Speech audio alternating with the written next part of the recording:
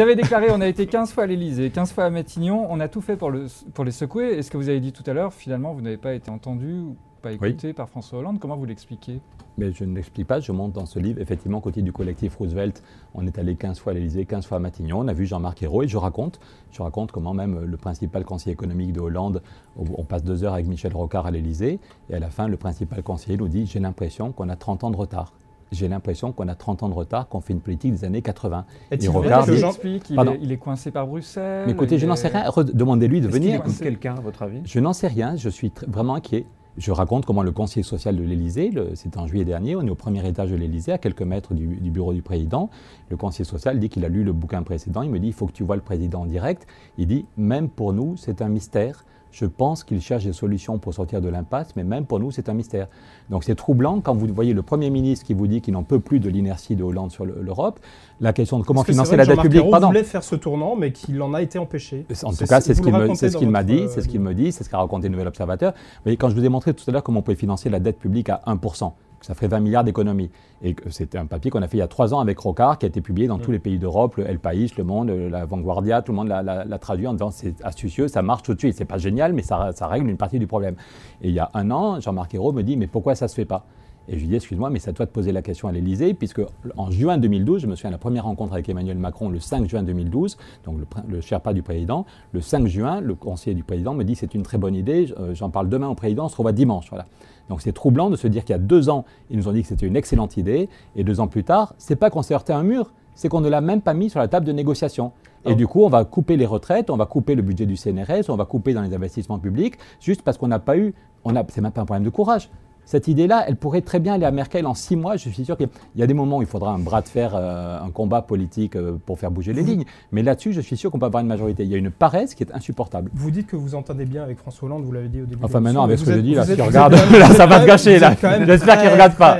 Très sévère avec lui. Vous dites qu'il est cynique dans un de vos ouvrages, qu'il n'aime pas les gens, contrairement à Jacques Chirac, qui lui aimait les gens quand il était président de la République. Vous évoquez même un scénario assez machiavélique que la gauche aurait imaginé dès 2012 pour griller, grosso modo, tous les rivaux de François Hollande. Pour qu'il soit réélu en 2017. Alors d'abord mettre Manuel Valls à Matignon pour qu'il soit grillé, ensuite faire une dissolution pour qu'il y ait une cohabitation et que l'UMP à son tour soit grillé avant 2017. Alors avant de répondre là-dessus, je voudrais dire que là c'est écrit, hein. Non mais j'assume, c'est moi qui l'écris. Vous savez, je n'ai pas les moyens de Jacques Attali. Non, je rigole. J'écris moi-même mes livres. Je plaisante, Jacques.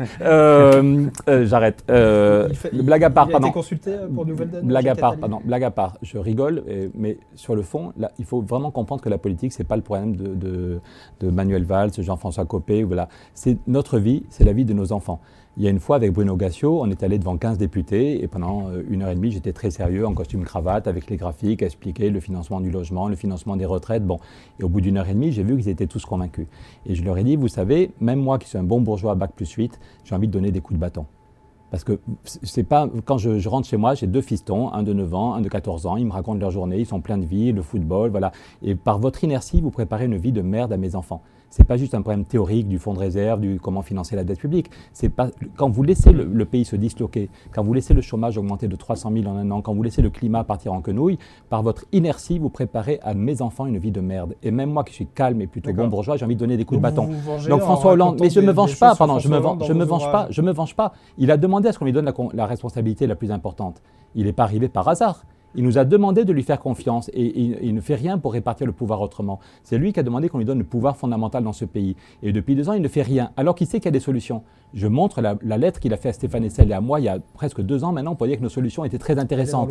C'est un de ses très proches qui l'avait obligé à lire l'avant-dernier bouquin. Voilà. Donc quelqu'un qui sait. Est-ce qu'il voudrait être réélu à tout prix en 2017 avec une telle impopularité ? Un médecin, si vous êtes malade et qu'un médecin sait comment vous soigner mais qui ne le fait pas, ça va vous énerver. Okay, donc si je redeviens sérieux, je rigole par moments, mais sur le fond, je trouve que la situation est gravissime et que oui, je ne juge pas les personnes, mais leur inaction, leur médiocrité est concernante. Je pense que l'histoire va juger très très sévèrement l'équipe qui nous dirige en ce moment. Donc c'est pour ça que les citoyens, une fois qu'on a dit ça, est-ce qu'on va dans le mur et qu'on accepte ou est-ce qu'on est capable de reprendre la main ? Le but de Nouvelle Donne, c'est d'être un lieu où on réfléchit, où on agit.